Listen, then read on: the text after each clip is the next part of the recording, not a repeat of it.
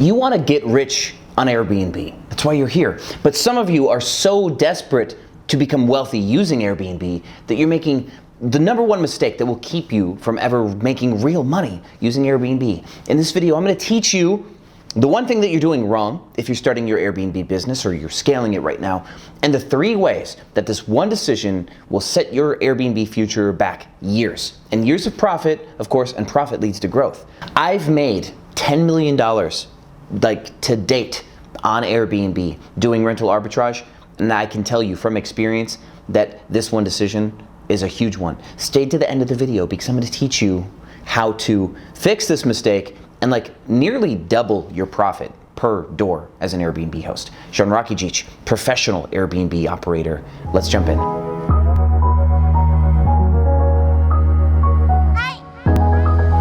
Airbnb family, welcome back. Subscribe to this channel, like the video, all the obligatory stuff, and let's jump right in. I have been signing leases, negotiating with landlords for the better part of 6 years as the main core of my business model. Now, a lot of you may know Airbnb as a new topic that you're researching to make a bunch of money because they went public and now they're a stock, which is super cool, and stocks are going up, everything's going up. It's insane, even GameStop. But you may also be an Airbnb host already, and you might have years of experience doing my same business model, and you might have been making this mistake for multiple years, and it's cost you tens or hundreds of thousands of dollars if you've actually done this one thing wrong. And it's all about how you negotiate your deals with the landlords. Now, let me back up and tell all of you who are a little bit confused by what I'm saying that in Airbnb, it's simply just putting a property up for somebody to stay in. And one of the main misconceptions about Airbnb is that you have to own a property, have right of ownership to then put it on Airbnb, make money. That's not true. Many of us, the vast majority of listings that are on Airbnb are from a professional operator like myself who convinces a landlord or developer for multifamily apartment complexes or single family homes, convinces them to give me the right of control to that property, and once I control it with a lease or some sort of other agreement, I furnish it and put it on Airbnb. And that's the way that I like doing Airbnb. And I've got other videos of why renting to Airbnb is better than owning, and any of you who want to argue in the comments, let's battle on that. But long story short, for any of you watching this video, I highly support the concept of renting, not owning your property and putting them on Airbnb. But that leads to the main one core problem that you guys are having operating your business. If you're following my business model, which I'm not the creator of rental arbitrage by any means, so you might have found your way into this without ever seeing this channel. And if you're doing rental arbitrage, you're likely doing this one thing wrong. And it may not even be your fault. You could just be so excited for this opportunity. And the opportunity at the time that you started was so profitable that it didn't really matter. But what'll happen, and what I've seen with a lot of my students, because I sell a course on Airbnb, and I'm actually talking to a gentleman named Mike about this right now.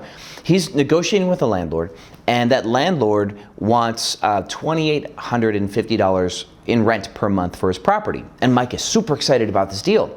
But then he tells us that the rent should be less than $2,500, but the landlord is asking him to pay $2,850. And that's where I backed up and said, whoa, no. That is not cool. I'm not excited about this deal anymore. Congratulations on talking a landlord into letting you Airbnb, but you're on the wrong side of the deal now. And this is where your guys' problem is. I'm going to give you 3 reasons why this is bad for you. So to clearly state the problem that most of you are making when getting into rental arbitrage, negotiating with landlords, is you are letting the landlord tell you to pay more rent than your neighbors are paying. And this is one of the biggest mistakes you will ever make in Airbnb rental arbitrage is paying more rent than your neighbors. And I'm going to give you the 3 reasons why. Reason number 1 is just the mechanics of how rental arbitrage works. You make your money between the rent that you pay and the amount of money that you charge people on VRBO or Airbnb or HomeAway and Booking.com. Okay? So if your rent is $1,500 a month, and you generate $4,000 a month in cash flow minus other expenses like utilities and housekeeping, you can keep $2,000 a month in profit. But if you pay that same landlord $2,000 a month, and now you're collecting $4,000 a month in cash, then your profit dwindles down to $1,500. So when you look at it this way, the best deals that you will ever have in rental arbitrage, or Airbnb in my style of rent to rent, is getting the landlord to let the property go for less than he normally would. And I've talked about this a ton lately, guys, is that this is the prime time to get a landlord to let go of their property for cheaper.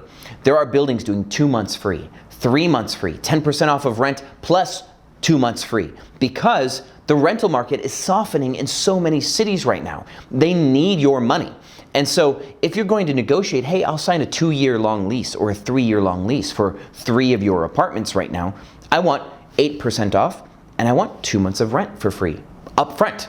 And landlords should be telling you yes. And if they're not telling you yes, then you're not negotiating it the right way. And if you're not negotiating the right way, then go find my closers crash course in the description down below. There's a link to it. The mechanics of rental arbitrage is buy for less and sell for more. If you're not getting a discount on your rent and you're instead adding more money to your rental payment, you're now just handing away free profits. That's just on principle alone, that's a bad move. And this really accentuates point number 2. You've now increased your risk of losing money. So your risk on return is a way that you could put it. How much money are you risking per month? And how much money do you plan on making per month? So if your lease is $1,500 a month plus, utilities, that is your core risk. Like if you don't have a single person for one night of the month staying in your home, you don't have to pay housekeepers. So your total risk is maybe $1,750. But if you run your business well, after housekeeping costs, etc., your cost might be $2,000, right? $2,100. And so if you collect $4,000 in cash, you're trying to profit as much as $2,000 a month, ideally, but your baseline risk is $1,750. So increase your rental payment by $500 and your risk to return is now, you're risking $2,250 to make, say, $1,500, right? So look at that, when your core baseline risk number goes up and your profit goes down, that makes the deal less worthwhile. That's not good for you. So you can get into more properties, you can scale faster, you can take on more risk as long as your risk is lower per month. Your liabilities are lower. So by letting a landlord charge you more, you're actually changing the risk profile on the deal, and that's really bad for you. This third one is a little meta, but trust me, it is vastly important for the longevity of your business. I've done tons of deals with landlords, some that have survived and been great, and some that have gone south. And if you are negotiating a deal with a landlord and accepting that deal where their landlord charges you more money, you have found the wrong landlord. They're looking at you a different way than they should. In order for your business model to succeed, you want the dynamic that the landlord is getting a benefit by renting to you, not that he's inheriting some extra liability by renting to you. So in this case, what we have here is a landlord sees you as a risk, so he's charging you more money in rent, which means you have a relationship where, one, that landlord has control and power, and your dynamic with that landlord is not that you're solving their problem. They're giving you an opportunity, but charging you a premium for it. So you want to find landlords that are influenced by you to do your business model because they need you. You're in the power seat. When you ask for a discount and that landlord says yes, you're the one in control. They see you as a valuable solution to solving their cash flow problem.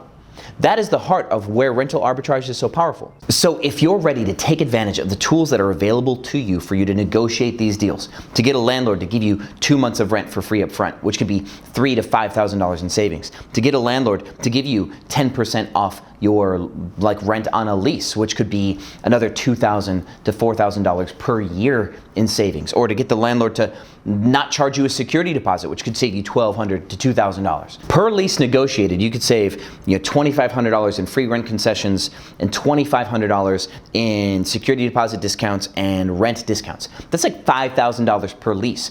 And on 100 leases, that is $500,000. If you want to do this all the way that I do this, then you need to go down into the description and find my link for the Closers Crash Course. Alternatively, you can actually choose the link to talk to Alberto, which Alberto's been working with me for a couple years. He knows all about all of my courses. I have a much larger course called Cracking Superhost. That's like 4 courses in one. That includes Closer's Crash Course, which is all about how to negotiate with landlords, single family homes, and multi-unit, like large apartment complexes, how to get these discounts, how to work around some of the legislative problems. I even give you like copies of documentation that you need, like lease addendums, master leases, lease agreements. I did a boot camp on like how to like get around bad lease language, and it's all in that like section of Cracking like Superhost in the Closer's Crash Course section. But I have a much larger full course that teaches you all about how to operate as well. So you can talk to Alberto and see if the whole thing's right for you, if you just need to start with Closer's Crash Course. But I will tell you, if you're an operator now or looking to get into Airbnb and you're looking to leverage someone else's property, the power in this business model is in the negotiation. I've been a business owner / salesperson for 12 years now, and I can tell you that this is the #1 crucial factor to running your business and growing your business. And if you don't want to take my word for it at face value, that's fine. If you click on that link, there's going to be tons of testimonials of other hosts that have made their money doing it the way that I've advised them to do. I've actually created thousands of Airbnb hosts in the few years that I've been teaching people. And you can join the Facebook group, the Hosts of Airbnb Automated, to talk to many of those thousands of people about what it's like to arbitrage Sean's way. So thank you for watching this video. Share it with your friends, the ones that you're thinking about building your business with, and anybody that you might be like, hey dude, this could be a jam. Let's make this money happen. So if you have any questions, put it in the comments. I'm down there. I'm here to help. I would love to guide you on your journey to financial freedom using rental arbitrage, leveraging Airbnb and other short-term rental platforms. Again, Sean Rakijic, and thank you. I'll see you on the other side.